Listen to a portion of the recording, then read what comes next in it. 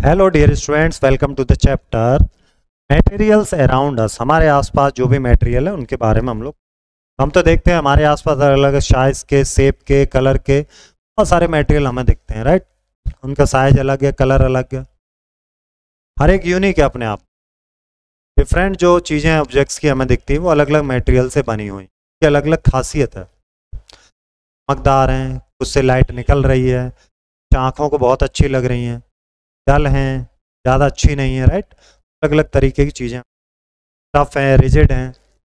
अब मटेरियल्स जो हैं उनको ज़रा समझते हैं। मटेरियल क्या होता है? ये एक सब्सटेंस है जिसका यूज़ करते हैं किसी ऑब्जेक्ट को बनाने में। तो हमारे पास दुनिया भर का मटेरियल फैला हुआ है, राइट, जिससे अलग अलग चीज़ें बन सकती हैं। अगर हम देखें तो बहुत सारी चीज़ें बनी हुई, जैसे ये देखें, रूलर बनाया, नोटबुक बनाई है, बुक बनाई है, चम्मच है, यहाँ पर बॉल है, यहाँ शार्पनर है, कीज हैं, लॉक है, चरखा, जैसे many things that we can use the help of different different material. यहाँ देखिए टेबल थी, चेयर लकड़ी की, प्लास्टिक की, मेटल की भी बन, हाँ, खिड़की ग्लास की भी हो सकती है, मेटल की भी, वुड की भी। ये यहाँ से हम लोग देख सकते हैं जूते, शूज, लेदर के, रबर के, फैब्रिक के भी होते हैं। अब बात हम लोग कर लेते हैं यहाँ पर उनकी प्रॉपर्टीज है वो क्या। पहला तो साइज, जाहिर सी बात है जब हम लोग कंपेयर करें, जैसे मान लो स्पोर्ट्स बॉल है, ये भी हमें काफ़ी इफेक्ट करता है स्पोर्ट्स से। बास्केटबॉल ज़्यादा बड़ा होता है टेनिस बॉल से, इससे ये पता चलता है इसे कैसे हैंडल किया जाएगा। कलर की बात करें, अलग अलग स्पोर्ट्स में अलग अलग कलर की बॉल यूज़ होती हैं, जैसे bright colour tennis ball use होती है ना, जिससे वो जल्दी उन्हें दिखे, आंखों में नजर आए। और इसी वजह से वो जो क्रिकेट बॉल यूज़ करते हैं कॉन्ट्रास्ट होती है, और क्रिकेटर वाइट कलर के कपड़े पहने होते हैं। टेक्सचर बहुत मायने रखता है, जैसे ग्रिप, परफॉर्मेंस पता चलती बॉल की वो टेक्सचर से ही, है ना, बाउंस कितना कर रही है। तो मटेरियल क्या यूज़ हुआ, तो यहाँ पर जो हमें जो एग्जांपल दिया उन्होंने, किसका दिया है,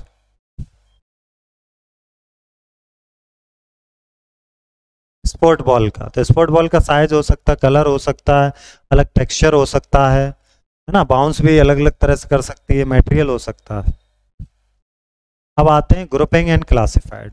जब हम इन मटेरियल्स को ग्रुप करें, क्लासिफाइड करें, तो किसके बेस पे करेंगे?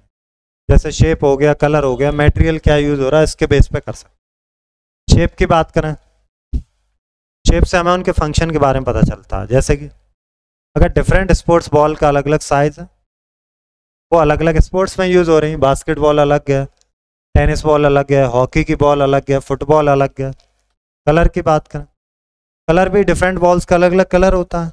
मटेरियल की बात करें, जैसे किचन में अलग बर्तन है, राइट, बर्तन अलग अलग तरह के हो सकते हैं, पॉट हो सकता है, प्लास्टिक के कंटेनर हो सकते हैं, स्टील के कंटेनर हो सकते हैं, ग्लास के, right. What are the different properties of material की डिफरेंट प्रॉपर्टीज क्या?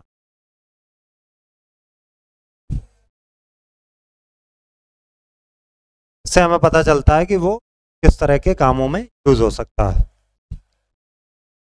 क्लासिफाई करें मटेरियल को प्रॉपर्टी के बेस पे, तो पहले हम ये समझ ले लें किस तरीके से हम क्लासिफाई कर सकते हैं। मटेरियल जो होते हैं ग्रुप होते हैं टुगेदर, एक ही जैसी चीज़ों, अलग अलग चीज़ों के बने हुए। दिस क्लासिफिकेशन सिस्टम ये पर्टिकुलर नहीं है लेकिन एसेंशियल है ऑर्गेनाइज और लोकेटिंग करने के लिए ऑब्जेक्ट्स को आसानी से। जब हम इन्हें ग्रुप कर लेते हैं तो हमारे ग्रुप करने से हम इन्हें डिफ्रेंशिएट कर पाते हैं। जैसे कि आप यहाँ देखिएगा, सबसे पहले अपीयरेंस, दिखती कैसे है? जैसे कोयला है तो कोयला काला दिखता है, लकड़ी ब्राउन दिखती है, गोल्ड गोल्डन येलो जैसा दिखता है। इसका अपीयरेंस हमें बताता है ये कौन सा मेटल हो सकता है।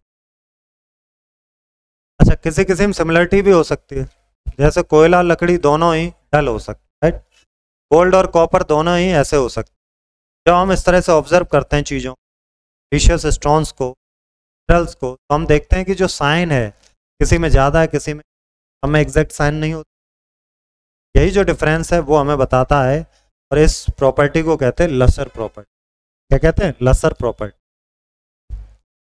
तो उसे लसरे पढ़ सकते हैं, लस्टर भी पढ़ सकते हैं। यही ज्वेलरी में यूज, मेटल जैसे कि गोल्ड है, कॉपर है आपका, है ना, मेटल जो जाते हैं ज्वेलरी बना, शाइन बढ़ाने के लिए इसमें मिला दिए जाते हैं मेटल, जैसे लकड़ी है, प्लास्टिक है, पेपर है, चौक है, नॉन लस्टर्स, इनमें कोई चमक नहीं होती। एक तो चमक वाले जो चमक देते हैं खुद से, और एक में चमक नहीं। गोल्ड, सिल्वर, कॉपर, इनकी अपनी चमक। डायमंड और कोल, इनकी अलग कलर है। आयरन का, एल्यूमिनियम। हार्ड मटेरियल कौन? अब हार्डनेस की अगर बात करें तो इससे स्ट्रेंथ का पता चलता। अब उसे स्क्रैच करके देख सकते हैं, काट के देख सकते हैं ना, पीट के देख सकते हैं उसको। जब आप स्पॉन्ज का कोई पीस प्रेस करते हैं, फॉर्म ऑफ कॉटन, तो आप देखते हैं स्पंज आप दबाते हैं, बेड का स्पंज है या फिर आपका बस का स्पंज है, जब आप दबाते हैं तो आप देखते हैं उसकी शेप बदल जाती। ये जो मटेरियल है ये रेजिस्ट नहीं कर पाते हैं और डिफॉर्मेशन में दोबारा से उसी फॉर्म में आ जाते हैं, क्योंकि वो शेप बदल जाती है उनकी। प्रैक्टिकल वे में अगर हम लोग देखें हार्डनेस किसी चीज़ की, तो आप देखिए स्क्रैच करके देखिएगा लकड़ी के टुकड़े, और स्टोन के मुकाबले आप देखिएगा स्टोन ज़्यादा हार्ड है और लकड़ी पे स्केच करना आसान है स्टोन के मुकाबले। यहाँ और भी कंफर्टेबल मटेरियल जैसे कॉटन है, रबर है, ये सॉफ्ट मटेरियल है। वुड है, रॉक है, आयरन, ये हार्ड मटेरियल आ गया। अब ट्रांसपेरेंसी के बेस पर भी देख लेते हैं। एक मटेरियल होता है जिसे कहते हैं ट्रांसपेरेंट, जिसके आर पार देख सकते हैं, जैसे शीशा हो गया। एक होता है ओपेक, एक साइड देख सकते हैं, दोनों साइड से आर पार नहीं। एक होता है ट्रांसपेरेंट। देखते हैं सबसे पहले ट्रांसपेरेंट, आपको पता ये क्या करते हैं, लाइट को पास कर देते हैं एक साइड से दूसरी। जैसे कि ग्लास है, एक्रेलिक सीट है, वाटर है, एयर है, ये सब ऐसे हैं जो ट्रांसपेरेंट मटेरियल है। ओपेक में क्या होता है, ये लाइट को पास नहीं, मतलब पार नहीं जाने देते, यानी कि जो इनके पीछे का जो भी ऑब्जेक्ट होगा उसे आप नहीं देख पाएंगे। एग्जाम्पल में आप देखें जैसे कि लकड़ी है, स्टोन है, कार्डबोर्ड है, ये ज़्यादातर ऐसे मटेरियल। अब बात करेंगे ट्रांसलेंट मटेरियल क्या। Only a particle amount of light to pass through it in the process. This means that while some light can penetrate, you cannot see clearly through them. Example समझिए, frosted glass है जमा हुआ और oily paper, ठीक है, often used light needs, यानी कि धुंधली लाइट करनी है आपको, धुंधली, तो आप ये यूज करेंगे, इसे कहते हैं ट्रांसलेंट। मात्रा में लाइट जाएगी लेकिन आर पार। देखिए ये ट्रांसपेरेंट है ग्लास, पानी है इसमें, आर पार दिखेगा। ये ट्रांसलेंट ऑब्जेक्ट्स है, यहाँ पर लाइट जाएगी बट वो आर पार नहीं दिखेगा। ये ओपेक है, एक साइड लाइट पड़ेगी, पीछे लाइट नहीं दिखेगी, राइट। अब बात करेंगे सॉल्यूबल इन वाटर और नॉट, पानी में घुलने वाले और नहीं घुलने। तो घुलेंगे पानी में उन्हें कहेंगे हम लोग सॉल्यूबल मेटल या फिर कहेंगे सॉल्यूबल मटेरियल। जो पानी में नहीं घुलेंगे उन्हें कहेंगे सॉल्यूबल मटेरियल, राइट। जिसमें वो घुलते हैं उसे कहते हैं सॉल्यूट, जैसे कि, और जो घुल जाते हैं उन्हें कहते हैं सॉल्वेंट। अगर आपको शुगर घोलनी है वाटर में तो शुगर है सॉल्यूट, जिसमें घुल रहे हैं वो है सॉल्वेंट, ठीक है। और जो भी मिक्सचर बनेगा यानी कि शरबत बन जाएगा वो कहलाएगा हमारा सॉल्यूशन। अब कुछ ऐसे लिक्विड होते हैं इनएसिकेबल लिक्विड, डिजॉल्व ही नहीं होते वाटर में और सेपरेट हो जाते हैं अलग अलग लेयर में। जैसे देखिए सॉल्ट है, सॉल्यूट है, वाटर है, ये सॉल्वेंट है। इसमें पानी में सॉल्ट हमने डाल दिया, सॉल्ट वाटर का क्या बन गया, एक सॉल्यूशन बन गया, एक घोल बन गया। अब बात करते हैं हैवी और लाइट, वजन के बेस पर भी देख लेते हैं मटेरियल को। तो वजन किससे पता चलता है, मास कितना उस चीज। मास एक मेजर है जिससे हम ये पता कर लेते हैं कि इसमें कितना मैटर है, ऑब्जेक्ट में पदार्थ कितना। ये हमें बताता है कोई चीज भारी होगी कि हल्की होगी। हाउ डू वी मेजर मास, कैसे मेजर करें। बहुत सारे टूल हैं, के लिए एक यूनिट हम लोग यूज करते हैं ग्राम किलोग्राम की। तो हैवी वर्सेस लाइट की बात कर लेते हैं। हैवी तब माना जाएगा जो बहुत ज्यादा उसमें मास है, जैसे कार हैवी है, उसमें मटेरियल है बहुत सारा लगा, उसका वेट भी ज्यादा है छोटे ऑब्जेक्ट्स के। लाइट की बात करें लाइट का तो मास बहुत स्मॉल है, जैसे पंख है, पंख तो बहुत हल्का होता है। अब एग्जाम्पल दिया, बुक है अपने पास, उसमें कुछ तो मास होगा, तो हैवी लगेगी, राइट। तो ग्राम किलोग्राम में हम लोग तोलेंगे। ट्रक है तो उसको हम लोग टनों में तोलेंगे। ये वेइंग मशीन है, इससे आप वजन कर लेते। मास जरूरी क्यों? मास से तो पता चलता है कि कितना मैटर है। अगर मास नहीं होगा तो कैसे पता चलेगा कि ये हैवी है कि लाइट है? साइंस का बहुत इंपॉर्टेंट कॉन्सेप्ट है। अब बात करेंगे स्पेस एंड वॉल्यूम। चैप्टर को ज़्यादा ही लेंदी और बना दिए गए हैं क्लास 6 के बेस। स्पेस जो रेफर करता है ऐसा एरिया जहाँ पर कोई ऑब्जेक्ट जगह घेरता, राइट। ये कमरा हो सकता है, कोई एरिया हो सकता है जहाँ कोई जगह घेरी जाती, जैसे कि किताबों की सेल्फ तो एक बुक उतनी जगह ले लेती, तो वो उसका स्पेस होता। अब बात करते हैं वॉल्यूम की। वॉल्यूम मेजर करते हैं कि कितना स्पेस घेरा, उस कहते हैं वॉल्यूम। वो बताती कितनी जगह।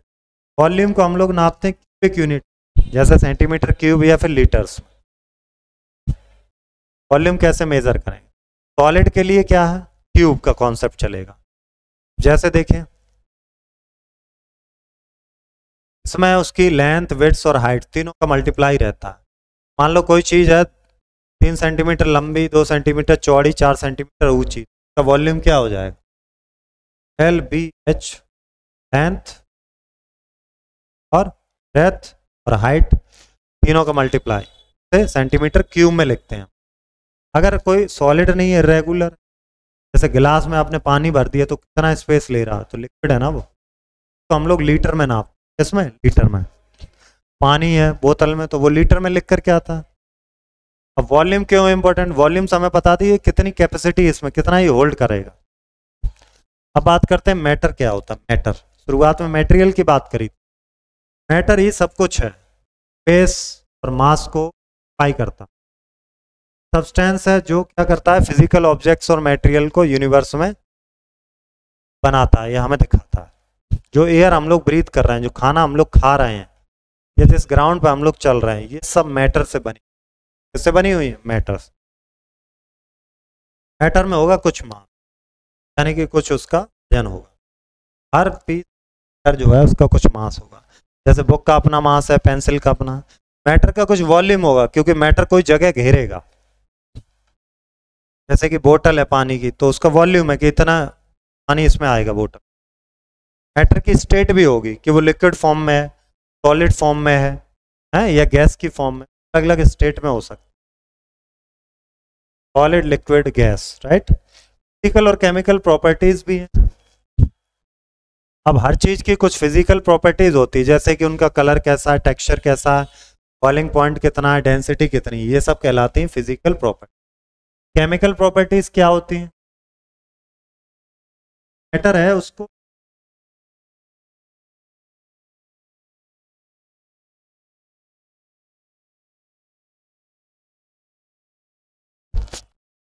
मैटर में बदलाव, दो तरह से बदलाव होता है, फिजिकल चेंज, केमिकल चेंज। भौतिक परिवर्तन और रासायनिक परिवर्तन, दो तरह से बदलते हैं। फिजिकल चेंज की बात करें तो इसमें क्या, शकल सूरत बदल जाएगी।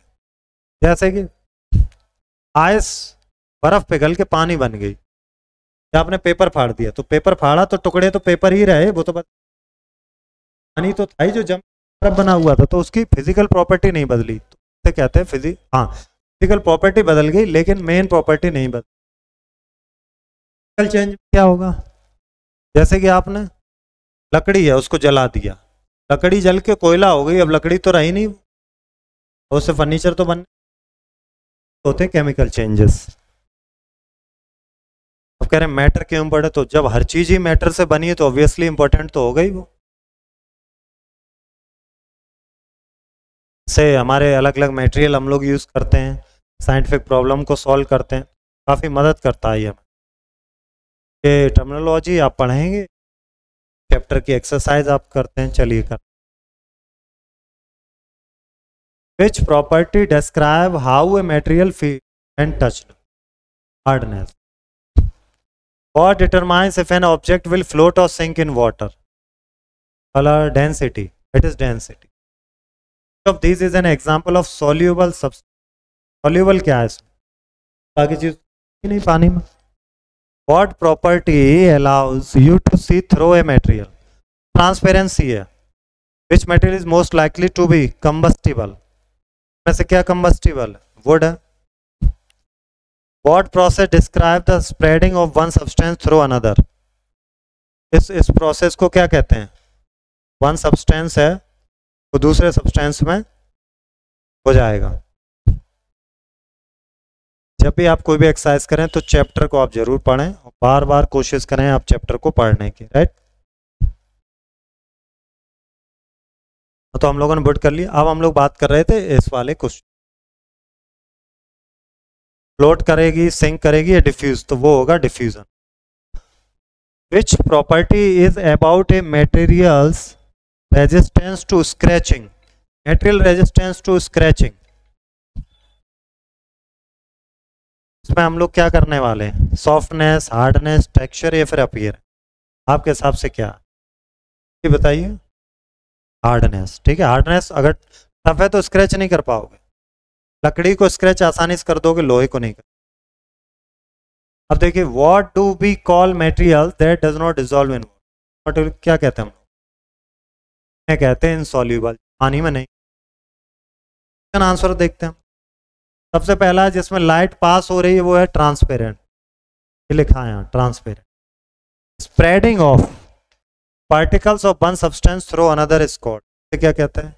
इसे कहते हैं डिफ्यूज।